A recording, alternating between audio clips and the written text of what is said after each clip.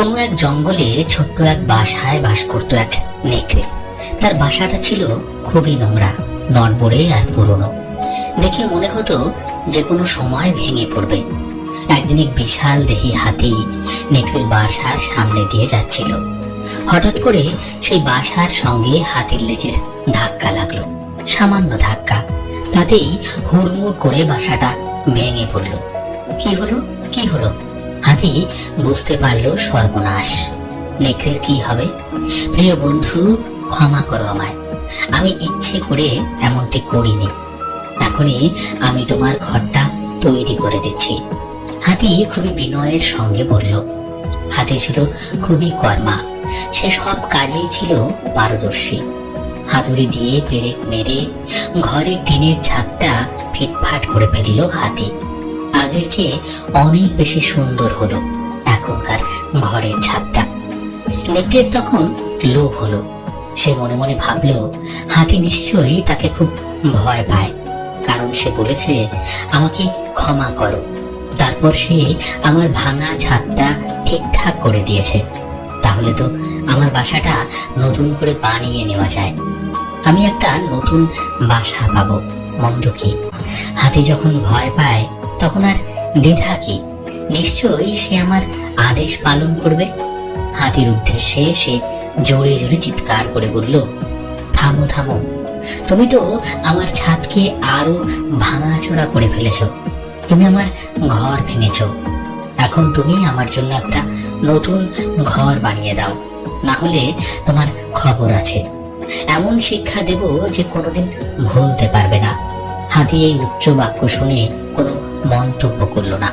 সে খুব ঠান্ডা মাথায় তার শক্ত সুর দিয়ে নেকড়েকে পেঁচিয়ে ধরলো, কোনো কথা বলার সুযোগ দিল না।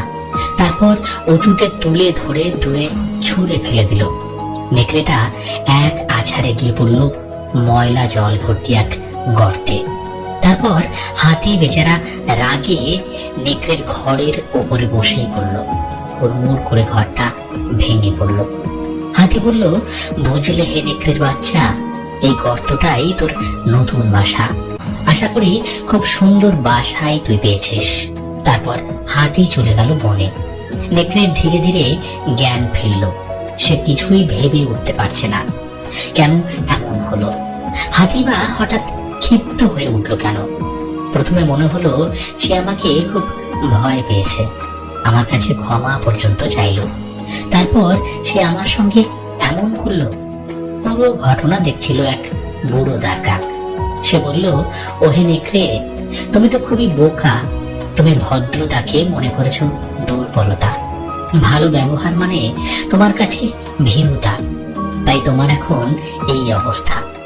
ভদ্রতা মানে দুর্বলতা নয়। আমাদের সমাজের কিছু মানুষ ভদ্রতাকে দুর্বলতা মনে করে। ঘরের লোক শত্রুতা করলে সত্যি বলতে কি সেখান থেকে উঠে দাঁড়ানোটাই কঠিন। আপনি যদি সৎ থাকেন তাহলে কেউ আপনাকে ঠকাতে পারবে না। শ্বাস রুদ্ধকর অবস্থাতে কেঁদে কেঁদে চেয়েও যে জিনিসটা ঈশ্বর আপনাকে দেননি, ভাবতে পারেন সেই জিনিস কতটা ক্ষতিকর ছিল আপনার জন্য? একজন নারী যদি জানতো পুরুষেরা তার দিকে কিভাবে তাকায়, তবে সে কাপড় দিয়ে নয়, লোহা দিয়ে নিজের পোশাক তৈরি করত। নারীকে পুরুষের মাথার হাড় থেকে সৃষ্টি করা হয়নি যাতে সে পুরুষের উপরে রাজত্ব করবে। পায়ের হাড় থেকেও বানানো হয়নি যেন পুরুষ তাকে অবজ্ঞা করবে, বরং তাকে পুরুষের পাঁজরের হাড় দিয়ে সৃষ্টি করা হয়েছে যাতে সে তাকে হৃদয়ের কাছাকাছি রাখে। ভুলেও কোনো আত্মীয় বাড়ি ঘন ঘন যাবেন না। আপনি যে সহজ নন সেটা মাথায় রাখুন। লোক আপনাকে সম্মান করতে বাধ্য হবে। দুটো জিনিসের প্রতি মানুষের সারা জীবন একটা আক্ষেপ থেকেই যায়, হারিয়ে যাওয়া মানুষ আর ফেলে আসা সময়।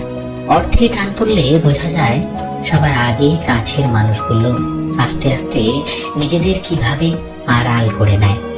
সম্পর্কগুলো অনেক দিন বেঁচে থাকতে পারে যদি ইগোগুলোকে সাইড করে রাখা হয়। মিথ্যেবাদের শাস্তি এই নয় যে তাকে কেউ বিশ্বাস করে না, বরং সে নিজেই কাউকে বিশ্বাস করতে পারে না। সময় আর মানুষের সম্পর্কটা গুরু শিষ্যের মতো। সময় মানুষকে অনেক কিছু শেখায়, আর মানুষ সময়ের কাছ থেকে অনেক কিছু শেখে। যে জাতি তার বাচ্চাদের বিড়ালের ভয় দেখিয়ে ঘুম পাড়ায়, তারা সিংহের সাথে লড়াই করা কিভাবে শিখবে? যারা জলে ডুবে যাওয়ার ভয়ে তার সন্তানকে ডোবায় নামাতে দেয় না, কিভাবে সে সন্তান আটলান্টিক পাড়ি দেবে? যে স্মৃতিগুলো আমরা সুখের মনে করে জমিয়ে রাখি, একসময় সেই সুখের স্মৃতিগুলোই আমাদের সব থেকে বেশি মন খারাপ করিয়ে দিয়ে যায়। কোনো কিছুর ওপর খুব বেশি আশা করতে নেই। আশা ভাঙার কষ্ট প্রচন্ড বেদনাদায়ক, শত্রুর আঘাতের চেয়েও বেশি যন্ত্রণাদায়ক প্রিয়জনদের অবহেলা। রাতে ঘুমানোর পূর্বে দিনের সমস্ত পাপের জন্য ক্ষমা চেয়ে নিন, কেননা এই রাতই হতে পারে আপনার জীবনের শেষ রাত। এই কথাটা মনে রাখলে আপনি কখনো অহংকার করবেন না। বিশ্বাস করুন, টাকা ছাড়া জীবন ভয়ঙ্কর রকমের অসুন্দর। টাকা ছাড়া ভালোবাসা দেখানো যায় না, আন্তরিকতা প্রকাশ করা যায় না, সম্পর্কগুলোকে টিকিয়ে রাখা যায় না, কারো আপন হওয়া যায় না। টাকা ছাড়া পৃথিবীতে আদতে কিচ্ছুটি হয় না। জীবনের সবচেয়ে বড় অভাব হলো টাকার অভাব। টাকা না থাকলে পৃথিবীতে কেউ কারো না। ভালোবাসার অভাবে মানুষ মরে না, মানুষ মরে বিপরীতে থাকা মানুষের কথার আঘাতে। একটা প্রিয় মানুষের অভাব দীর্ঘদিন থাকে না, মানুষকে বদলাতে হয়। মানুষের পরিস্থিতি মানুষকে বদলে দেয়। ধৈর্য ধরে অপেক্ষা করুন, ভালো সময় আসবে। আজ পর্যন্ত ভালোবাসার অভাবে কাউকে মরে যেতে দেখিনি। বড়জোর যারা ঠকায় তারা খুব সুন্দর করেই বাঁচে। জীবনের কঠিন সময়ে হতাশা থেকে উঠে আসুন, ভুল থেকে শিক্ষা নিয়ে শক্ত হতে শিখুন।